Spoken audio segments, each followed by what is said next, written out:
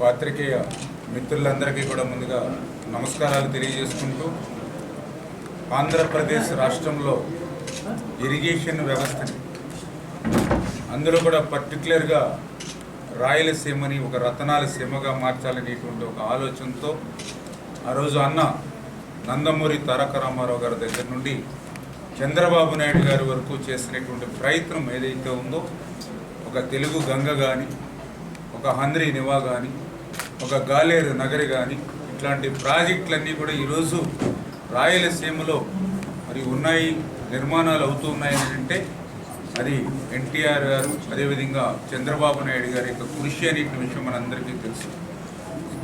ఏదైతే ఇటువంటి రాయలసీమకు అత్యంత ప్రాధాన్యత ఆ రకంగా తెలుగుదేశం ప్రభుత్వం గతంలో ఇస్తే, గత 5 సంవత్సరాల వైఎస్ఆర్సీపీ పాలనలో మళ్ళీ 20 సంవత్సరాలు వెనక్కి ఇరిగేషన్ వ్యవస్థ ఆంధ్రప్రదేశ్ రాష్ట్రంలోనే కాదు, రాయలసీమలో కూడా వెనక్కిపోయినటువంటి పరిస్థితి.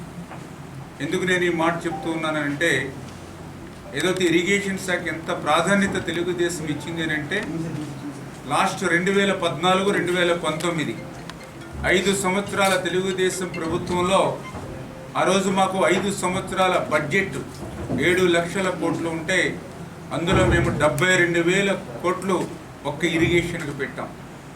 అంటే దగ్గర దగ్గర మా బడ్జెట్లో 9.9% ఇరిగేషన్ పెట్టాం. మరి 2019, 2024 వైఎస్ఆర్సీపీ 5 సంవత్సరాల్లో వాళ్ళ బడ్జెట్ చూస్తే 12 లక్షల కోట్లు. మరి వాళ్ళు ఇరిగేషన్కి పెట్టింది ఎంత అంటే కేవలం 49,000 కోట్ల రూపాయలు మాత్రమే. అందులో ఖర్చు పెట్టింది కేవలం 31,000 కోట్లు మాత్రమే. అది కూడా మళ్ళీ సగం వాళ్ళ అవినీతికి పోయినటువంటి పరిస్థితి.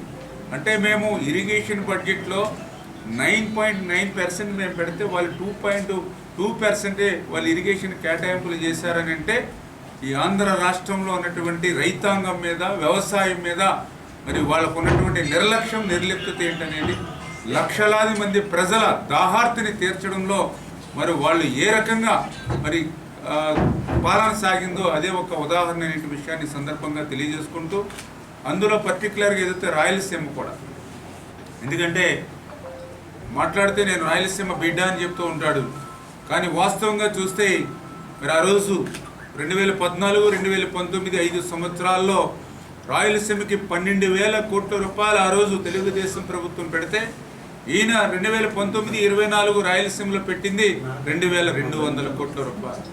అంటే ఎంత డిఫరెన్స్, ఎంత తారతమ్యం, ఎంత మరి భేదం ఉందనేది అదే మనకి చాలా క్లియర్గా అర్థమవుతున్నటువంటి పరిస్థితి. దానికి ఉదాహరణే మన హంద్రీ నివా. అంటే ఏదైతే ఇప్పుడు కృష్ణా నది దగ్గర నుంచి మరి ఏదైతే హంద్రీ నివా దగ్గర మరి మెయిన్ కెనాల్ కానీ, అదేవిధంగా సబ్ కెనాల్స్ కానీ ఏవైతే మనం క్యాలిక్యులేట్ చేస్తూ ఉన్నామో, ఈ హంద్రీ నివాకు సంబంధించి తెలుగుదేశం ప్రభుత్వంలో మరి 4,000 కోట్లు మనం ఖర్చు పెడితే, ఈయన జగన్మోహన్ రెడ్డి కాలంలో ఖర్చు పెట్టింది కేవలం 500 కోట్లు మాత్రమే. అంటే ఎంత వ్యత్యాసం ఉంది తెలుగుదేశం ప్రభుత్వానికి, వైఎస్ఆర్సీపీ ప్రభుత్వానికి, పర్టికులర్గా రాయలసీమ ప్రాజెక్టులో కానీ, హంద్రీ నివాలో కానీ ఎంత వ్యత్యాసం ఉందనేది అదే ఒక ఉదాహరణ అనే విషయాన్ని కూడా మరొక్కసారి మీ అందరికీ కూడా గుర్తు చేస్తూ ఉన్నాం. అందుకే ఈరోజు చంద్రబాబు నాయుడు గారు ఇచ్చిన ఆదేశాల ప్రకారం ఏదైతే ఈవేళ రాయలసీమ అనేది మనకు అత్యంత ప్రాధాన్యత, రాయలసీమలో ఉన్నటువంటి ఆఖరి ఎకర ఆయకట్టు వరకు కూడా మనం సాగునీరు తీసుకుపోవాలి. రాయలసీమలో ఉన్నటువంటి ప్రజానికానికి దాహార్తిని తీర్చడమే మన ప్రథమ ప్రాధాన్యతని చంద్రబాబు నాయుడు గారు ఇచ్చినటువంటి ఆదేశాల ప్రకారమే గత 2 రోజుల నుంచి ఇవాళ 3వ రోజుగా ఈ రాయలసీమకు సంబంధించినటువంటి ఈ హంద్రీ నివా ప్రాజెక్టును పరిశీలన చేస్తూ మరి ఈరోజు కుప్పం రావడం జరిగిందనే విషయాన్ని కూడా మరి సందర్భంగా తెలియజేసుకుంటూ, ఎందుకంటే ఈ హంద్రీ నివా అంటే మరి ఏదైతే మాల్యాల దగ్గర నుంచి ఇది ప్రారంభమవుతే దగ్గర 4 ఉమ్మడి జిల్లాలకు సంబంధించి మరి అత్యంత మరి సాగునీరులో కానీ, త్రాగునీరులో కానీ అత్యంత కీలకమైనటువంటి ప్రాజెక్టు హంద్రీ నివా. ఏదైతే గతంలో చంద్రబాబు నాయుడు గారు ఈ హంద్రీ నివా కూడా మరి 3,850 క్యూసెక్కుల నీరు వచ్చేటువంటి విధంగా ఆ రోజు పంపులు కానీ ఇవి కానీ అన్నీ కూడా ఏర్పాటు చేసినటువంటి దశలో దురదృష్టవశాత్తు ప్రభుత్వం మారిపోయిన తర్వాత మరి కొత్తగా వెళ్ళేమి శాంక్షన్లు తీసుకురావాల్సింది లేదు, కొత్తగా వెళ్ళి పంపుల్ని ఏర్పాటు చేయక్కర్లా. చేసినటువంటి వర్కులను కూడా గత 5 సంవత్సరాలు ఉపయోగించుకోలేనటువంటి పరిస్థితుల్లో ఈరోజు నేను మాల్యాలో వెళ్ళి చూస్తే మరి ఏదైతే మరి కేవలం 1800-1900 క్యూసెక్కులు మాత్రమే ఈరోజు ఆంధ్రనేవాలో ప్రవహిస్తున్నటువంటి పరిస్థితి. మరి ఏదైతే దగ్గర మరి మెయిన్ కెనాల్, ఇప్పుడు మనం కుప్పంలో ఉన్నాం, ఏదైతే మెయిన్ కెనాల్ ఏదైతే ఆంధ్రనేవా చూస్తే మరి మీ పొంగనూరు బ్రాంచ్ వరకు అంటే దగ్గర 400 కిలోమీటర్లు మెయిన్ కెనాల్, 400 కిలోమీటర్ల దగ్గర 400.2 కిలోమీటర్ల దగ్గర మీకు పొంగనూరు బ్రాంచ్ అవుతుంది. అంటే అటు 402 కిలోమీటర్లు, మళ్ళీ పొంగనూరు బ్రాంచ్ కనుక చూసుకున్నట్లయితే మళ్ళీ 207 కిలోమీటర్లు, మళ్ళీ 207 కిలోమీటర్ల తర్వాత మళ్ళీ మీ కుప్పం బ్రాంచ్ కెనాల్ చూసినట్లయితే మళ్ళీ ఇది 127 కిలోమీటర్లు. అంటే టోటల్గా చూస్తే దగ్గర 730 కిలోమీటర్లు దాటుకుని మనకి కుప్పంకి మరి వేళ నీరు రావాల్సినటువంటి పరిస్థితి. అంటే అక్కడ కేవలం 1800-1900 క్యూసెక్కులు నీరు వస్తే మరి 10-20 కిలోమీటర్లు ప్రవహించినప్పుడల్లా ఏదో ఒక ఐస్ ముక్కు పట్టుకుని మనం నడుస్తూ వెళ్తూ ఉంటే ఆఖరికి కరిగిపోయి ఖాళీ చేతులు ఎట్లా మిగులుతాయో ఆ రకంగా కడకు వచ్చేటప్పటికి ఆ రకమైనటువంటి పరిస్థితి. అందుకే చంద్రబాబు నాయుడు గారు ఏదైతే ఆఖరి మైలు వరకు కూడా త్రాగునీరు రావాలని అంటే ఆ ఆంధ్రనేవాలో ఉన్నటువంటి నీటిని కూడా మనం పెంచాలి సామర్థ్యాన్ని అనే ఆలోచనతో ఆయన ఆ రోజు పనిచేశారు. కానీ 5 సంవత్సరాలు వైఎస్ఆర్సీపీ పాలన దాన్ని మళ్ళీ తిరోగమనంలో వెనక్కి నెట్టేసినటువంటి పరిస్థితి. అందుకే ఏదైతే మా ఇంజనీరింగ్, ఏదైతే మన ఇరిగేషన్ సంబంధించిన ఉన్నత అధికారులు, అదేవిధంగా మేము, అదేవిధంగా స్థానిక ప్రజాప్రతినిధులు అందరూ కూడా కలిసి ఏదైతే ఆంధ్రనేవాకు సంబంధించినటువంటి పనులు ఏవైతే మరి మన బ్యాలెన్స్ వాళ్ళ 5 సంవత్సరాలు నిర్లక్ష్యం చేసిన పనులు ఏవైతే ఉన్నాయో వాటన్నింటిని కూడా ఇమ్మీడియట్లీ ఎంతో ప్రాతిపదికన చేపట్టి నెక్స్ట్ సీజన్ కల్లా పూర్తి స్థాయిలో ఆ యొక్క 3850 క్యూసెక్కుల సామర్థ్యానికి సరిపడేటువంటి విధంగా ఏదైతే ఆ యొక్క ఆంధ్రనేవా మెయిన్ కెనాల్ని మరి దాన్ని ఏదైతే వైండింగ్ చేయడం, అదేవిధంగా అవసరమైన చోట్ల మరి లైనింగ్ కూడా చేయడం, అదేవిధంగా ఏదైతే ఆ యొక్క ఆంధ్రనేవా మెయిన్ కెనాల్ నుంచి ఏదైతే పొంగనూరు బ్రాంచ్ కెనాల్ ఏదైతే ఉందో మరి దాన్ని కూడా నేను పరిశీలించాం. చాలా చోట్ల ఇక్కడ ఉన్నటువంటి సాయిల్ కండిషన్ వల్ల చాలా వాటర్ అంతా కూడా లీకేజ్ అయిపోతున్నటువంటి పరిస్థితి ఉంది. కొన్ని చోట్ల అటువంటి లీకేజ్ అయ్యేటువంటి ప్రాంతం ఏదైతే ఉందో వాటి దగ్గర లైనింగ్ చేయడం కంపల్సరీ. అదేవిధంగా ఈ యొక్క పొంగనూరు బ్రాంచ్ కెనాల్ కూడా మరి దాన్ని కూడా ఎక్స్టెన్షన్ దాన్ని కూడా చేసుకుంటూ, అదేవిధంగా ఏదైతే కుప్పం బ్రాంచ్ కెనాల్ ఏదైతే ఉందో ఈ యొక్క 123 కిలోమీటర్లు కూడా ఇది కూడా లైనింగ్ అది చేసుకుని మరి నెక్స్ట్ ఏదైతే సీజన్ కల్లా మరి పూర్తి స్థాయిలో ఆ ఆంధ్రనేవా వాటర్ని ఈవేళ ఏదైతే కర్నూలు, అనంతపురం, సత్యసాయి జిల్లా, అదేవిధంగా ఏదైతే చిత్తూరు జిల్లాలు ఏవైతే ఉన్నాయో ఇవన్నీ కూడా ఉపయోగించుకునేటువంటి విధంగా మరి ఒక ప్రణాళికాబద్ధంగా పనులు చేయాలనేటువంటి ఆలోచనతో, ఒక టైం బాండ్ పెట్టుకుని వర్క్ చేయాలనేటువంటి ఆలోచనతో ఇవాళ చంద్రబాబు నాయుడు గారు ఇచ్చినటువంటి ఆదేశాల ప్రకారమే మేము పనిచేస్తూ ఉన్నాం. ఈ 3 రోజుల పర్యటన ఇక్కడ ఉన్నటువంటి ఏదైతే మేము గ్రౌండ్ లెవెల్లో ఉన్నటువంటి విషయాలన్నింటినీ కూడా ఒక రిపోర్ట్ మాదిరిగా మరి గౌరవ ముఖ్యమంత్రి గారి దృష్టిలో పెట్టి వచ్చే నెలలోనే ఈ పనులన్నీ కూడా ప్రారంభించి నెక్స్ట్ సీజన్ కల్లా మళ్ళీ ఈ యొక్క పూర్తి స్థాయిలో ఆ యొక్క ఆంధ్రనేవా వాటర్ని ఈ 4 జిల్లాలకి కూడా త్రాగునీరు అందిస్తామని చెప్పేసి కూడా మరి మీ ద్వారా కూడా తెలియజేసుకుంటూ, మేము గత 3 రోజుల నుంచి కూడా ఈ ఆంధ్రనేవా పర్యటిస్తూ ఉంటే మరి కొంత బాధ ఆవేదన మా అందరికి కూడా కలుగుతున్నటువంటి పరిస్థితి.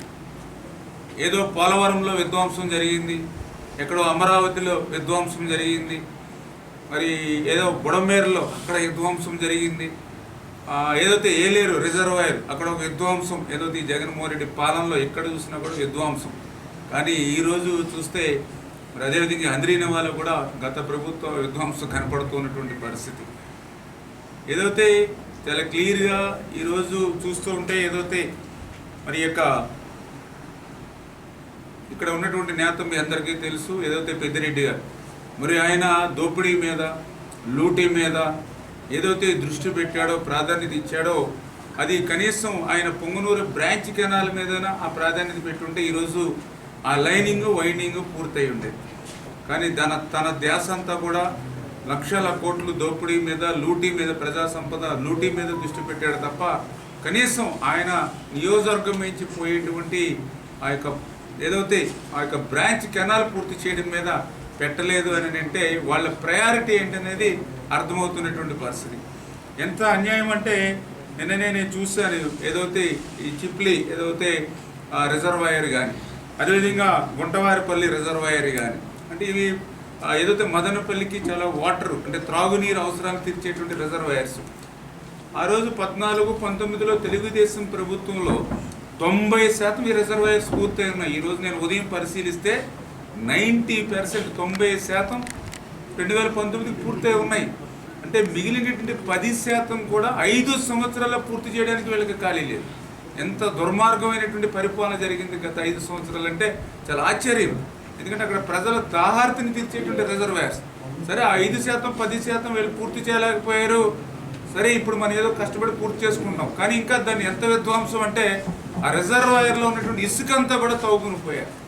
అంటే యాక్చువల్గా ఉన్నటువంటి లేయర్ను కూడా వీళ్ళు ఇష్టానుసారంగా పెద్ద పెద్ద అగాధాల మాదిరిగా, పక్కనే బెంగళూరు మరి దగ్గరగా ఉంది, అక్కడ చాలా వాల్యూ శాండ్ అని చేత ఈ రిజర్వాయర్ ఆ 10% పూర్తి చేయడం మాట్లాడించి రిజర్వాయర్లో ఇసుకంతా కూడా ఇష్టానుసారంగా లూటీ చేసుకుని బెంగళూరుకి తరలించి కోట్ల రూపాయలు, అంటే ఆఖరికి మనకి త్రాగునీళ్ళు ఇచ్చేటువంటి రిజర్వాయర్ని, చెరువులు కూడా మరి పెద్దిరెడ్డి మరి వదలలేదని అంటే వీళ్ళ దోపిడీ ఎంత విస్తృతంగా జరిగిందనేది ఒక్కొక్కటి చూస్తూ ఉంటే అర్థమవుతున్నటువంటి పరిస్థితి.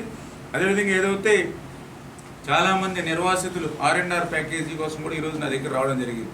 అందులో పర్టికులర్గా ఏదైతే మరి యాక నేతికొండపల్లి, ఆవులపల్లి, అదేవిధంగా ముదివేడు ఏదైతే రిజర్వాయర్స్ ఉన్నాయి, వాస్తవంగా దీనికి అసలు అనుమతులే లేవని చెప్పి గ్రీన్ ట్రిబ్యునల్ ఆల్రెడీ దీనికి 100 కోట్ల జరిమానా వేసింది.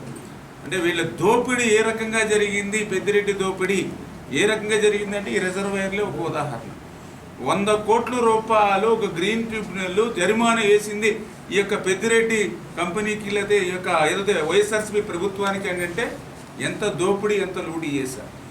అంటే కనీసం వీళ్ళు ఏదైతే ఎన్విరాన్మెంట్ క్లియరెన్స్లు కూడా తీసుకోకుండా ఏదైతే కళ్ళెదర కనిపించేటువంటి దోపిడీ మీద దృష్టి పెట్టి పనిచేసే వల్లే ఇవాళ 100 కోట్ల జరిమానా విధించినటువంటి పరిస్థితి. పోనీ ఆ రిజర్వాయర్లకు సంబంధించి ఎవరైతే R&R, ఎవరైతే పాపం విలువైన భూములు త్యాగం చేసి ఎవరైతే రైతులు ఇచ్చారో ఒక్కరికి కూడా ₹1 కూడా ఈ 5 సంవత్సరాల్లో వాళ్ళకి ఇవ్వాల. ఎంత అన్యాయం ఇది! తమ సొంత భూముల్ని రిజర్వాయర్ కోసం త్యాగం చేస్తే వాళ్ళకి ₹1 కూడా ఇవ్వలేదు. కానీ వీళ్ళు మాత్రం దగ్గర మరి పెద్ద ఎత్తున వీళ్ళు అందరూ కూడా కోట్ల రూపాయల దగ్గర 900 కోట్ల రూపాయలు బిల్లు అప్లోడ్ చేసుకునేటువంటి పరిస్థితి. అంటే ఎంత అన్యాయంగా భూములు ఇచ్చినటువంటి రైతుకి ₹1 ఇవ్వడానికి మనసు రాలేదు. కానీ వీళ్ళకి ఏదైతే మట్టి పనులు ఏవైతే కలిసి వస్తాయో అటువంటి మట్టి పనులు మాత్రం పూర్తి చేసుకుని దానికి 900 కోట్ల రూపాయల అగవ మేఘాల మీద వీళ్ళు బిల్లులు అప్లోడ్ చేసుకున్నారని అంటే వీళ్ళు ఏ రకంగా వీళ్ళు లూటీ జరిగింది, ఏ రకంగా ఎన్విరాన్మెంట్ క్లియరెన్స్ తీసుకోవాలనేటువంటి కనీస ధ్యాస కూడా లేకుండా దోపిడీ మీద దృష్టి పెట్టారో అదే 100 కోట్ల జరిమానా మరి విధించారని అంటే ఎంత పెద్ద ఎత్తున వీళ్ళ దోపిడీ, లూటీ పెద్దిరెడ్డిది ఈ ప్రాంతంలో జరిగిందనే దానికి ఇవన్నీ కూడా ఉదాహరణలు చెప్పుకుంటూ పోతే ఇంకా సమయం సరిపోయినటువంటి విధంగా ఇవన్నీ కూడా ఉన్నటువంటి పరిస్థితి. అంతేకాదు ఏదైతే ఆ పొంగనూరు బ్రాంచ్ కెనాల్ కూడా చూసాం మార్నింగ్. ఏదైతే ఇది పొంగనూరు బ్రాంచ్ అని చెప్తేనే తప్ప తెలియని పరిస్థితిలో వృక్షాలతోటి మొత్తం అలుముకున్నటువంటి పరిస్థితి. ఏదైతే ఎక్కడికక్కడ సిల్ట్ కూడా మరి పూర్తయిపోయి ఎక్కడ కూడా నీళ్లు రేపు వదిలినా కూడా క్రిందకు వచ్చేటువంటి పరిస్థితి కనపట్ల. అంటే 5 సంవత్సరాల ఆయన కాలంలో కనీసం ఒక తట్ట మట్టి కూడా ఆ పొంగనారు బ్రాంచ్ కెనాల్లో కూడా తీలేనటువంటి పరిస్థితిలో, అక్కడ జంగిల్ క్లియరెన్స్ కూడా తీలేనటువంటి స్థితిలో గత ప్రభుత్వం ఉంది అని అంటే ఇక్కడనే కాదు ఆంధ్రప్రదేశ్ రాష్ట్రంలో కూడా అదే రకమైనటువంటి పరిస్థితి నడిచింది. అందుకే ఒకవేళ మనం ఏదైనా నదుల్లో నీరు ఉందని కెనాల్స్లోకి పంప్ చేద్దామని అంటే అది ఆల్రెడీ సిల్ట్తో మరి కప్పిపెట్టి ఉండడమో లేదంటే ఇటువంటి వృక్షాలతో నిండి ఉండడమో ఆ బండ్స్ అన్నీ కూడా బ్రీచెస్ గడ్లు పడేటువంటి పరిస్థితిలో గత ప్రభుత్వ పాలన ఉంది. ఏదేమైనా వీటన్నిటిని కూడా సవాళ్ళన్నింటినీ కూడా మరి ఇవన్నీ కూడా అధిగమిస్తామని చెప్పేసి కూడా తెలియజేసుకుంటూ, అదేవిధంగా ఇందాక మరి ఏదైతే మరి పలమనేరు కాన్స్టిట్యున్సీలో కూడా నేను చూస్తాను ఏదైతే కైగల్ రిజర్వాయర్ మీకు కూడా బార్డర్లోనే ఉన్నటువంటి పరిస్థితి. మరి నిజంగా 2019లో దానికి శాంక్షన్స్ ఇచ్చి టెండర్స్ పిలిచి వర్క్ ఆర్డర్స్ ఇచ్చారు ఆ రోజు చంద్రబాబు నాయుడు గారు. నువ్వు కొత్తగా నిధులేమి మంజూరు చేయని అవసరంలా, కానీ ఇచ్చిన నిధులు కూడా ఒక్క రూపాయి కూడా 5 సంవత్సరాల్లో ఖర్చు పెట్టినటువంటి పరిస్థితి. ఒక్క రూపాయి కానీ, ఒక కరపస్త సిమెంట్ కానీ కైగల్ ఏదైతే మరి ఆ రిజర్వాయర్కి ఖర్చు పెట్టలేదని అంటే ఈ రాయలసీమ మీద నీకు ఉన్నటువంటి ప్రేమ ఎటువంటిది, ఈ రాయలసీమకు నువ్వు చేస్తున్నటువంటి దగ ఎటువంటిది అనేది చాలా క్లియర్గా అంటే నాకు అనిపించింది. ఆంధ్రప్రదేశ్ రాష్ట్రంలో ఏ ముఖ్యమంత్రి చేయనిటువంటి ద్రోహం దగ రాయలసీమకు జగన్మోహన్ రెడ్డి చేశాడనేది చాలా క్లియర్గా నేను కేవలం ఈ 3 రోజుల్లోనే ఒక్క అంద్రి నివాళాలను చూస్తుంటేనే నాకు ఇంత లూటీ, దోపిడీ, ఇంత దగ, మోసం ఇవాళ ఈ రాయలసీమ ప్రజల మీద నాకు కనిపిస్తున్నటువంటి పరిస్థితి జగన్ది. అందుకే రేపు చాలా క్లియర్గా ఏదైతే చంద్రబాబు నాయుడు గారు ఏదైతే ప్రత్యేకమైనటువంటి దృష్టి పెట్టారు, ఖచ్చితంగా ఏదైతే మరి పర్టికులర్గా మనం కుప్పంకి సంబంధించి కూడా మరి పూర్తి స్థాయిలో ఇక్కడ సాగునీరు, త్రాగునీరు అందించేటువంటి విధంగా మరి కృషి చేసేటువంటి విధంగానే మరి ఏదైతే అంద్రీ నివా నుంచి ఇప్పుడే మీకు చెప్పడం జరిగింది, మెయిన్ కెనాల్ అంతా కూడా ఎక్స్టెన్షన్ చేసి ఏదైతే లైనింగ్ చేయడం ద్వారా, అదేవిధంగా ఏదైతే పొంగనూరు బ్రాంచ్కి సంబంధించి ఏదైతే ఆ యొక్క 220 కిలోమీటర్లు, అదేవిధంగా ఏదైతే మన కుప్పం బ్రాంచ్ కెనాలు ఈ 123 కిలోమీటర్లు, ఇవన్నీ కూడా ఎంత ఖర్చు అయినా కూడా ఇప్పుడు ఎస్టిమేషన్ అన్నీ కూడా కరెక్ట్ చేసుకుని అవన్నీ కూడా ఏదైతే ఈ ఎక్స్టెన్షను, అదేవిధంగా మరి లైనింగ్ ఇవన్నీ కూడా చేసుకుని పూర్తి స్థాయిలో మరి సాగునీరు, త్రాగునీరు మీకు అందించేటువంటి విధంగా కృషి చేస్తామని చెప్పి తెలియజేస్తూ, అదేవిధంగా ఇప్పుడు అధికారులు, అదేవిధంగా అందరూ కూడా చెప్పడం జరిగింది. పర్టికులర్గా ఏదైతే ఇక్కడ మన కుప్పంకి సంబంధించి మరి ఇప్పుడే ఈ పరమ సముద్రం లాస్ట్ పాయింట్ అప్పటి వరకు ఒక దగ్గర 110 చెరువుల వరకు కూడా ఏదైతే ఈ కుప్పం నియోజకవర్గంలో ఏవైతే ఉన్నాయో వీటినన్నింటినీ కూడా భవిష్యత్తులో పూర్తి స్థాయిలో నింపేటువంటి విధంగా దానికి అవసరమైనటువంటి డ్రింకింగ్ వాటర్ మనకి ఎంత అవసరం అవుతుందో దాన్ని కూడా అంతా కూడా క్యాలిక్యులేషన్ చేసుకునేటువంటి విధంగా మరి దీంతో పాటుగా ఎడిషనల్గా ఇంకా మరి ఏదైతే మరి మదనాపల్లి, అదేవిధంగా యమగానపల్లి, అది కూడా దగ్గర 535 కోట్ల రూపాయలు తోటి